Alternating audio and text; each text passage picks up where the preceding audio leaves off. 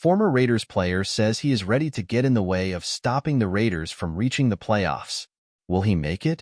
It was 9 years of coexistence, but apparently that was behind him, and now he wants revenge because he believes he was wronged by the Raiders.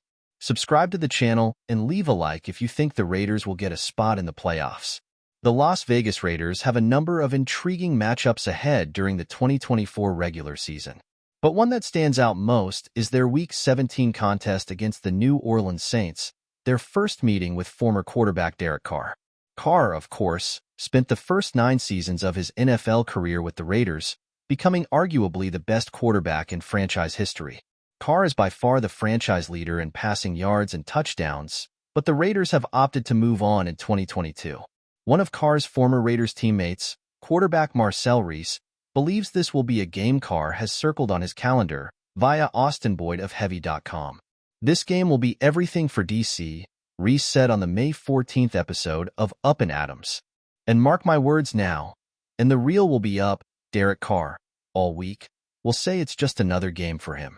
It's just another game for him, and he won't say anything else.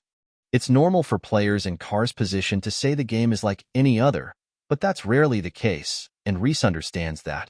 But the former Raider also noted that it will be important for Carr to control his emotions for the contest.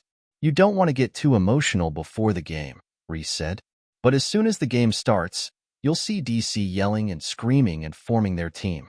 And it will be a fun game to watch because Davante Adams will also be available for that game. And you know they're best friends, and they'll both want to brag about this game. So it will be a fun game to watch. It's a big deal from Reese that facing off against his good friend will also be a fun time for Davante Adams. Additionally, the fact that the game takes place in Week 17 means it could have major playoff implications for both sides. So everything is shaping up for this game between the Raiders and Saints to be one of the most emotionally charged games of the season.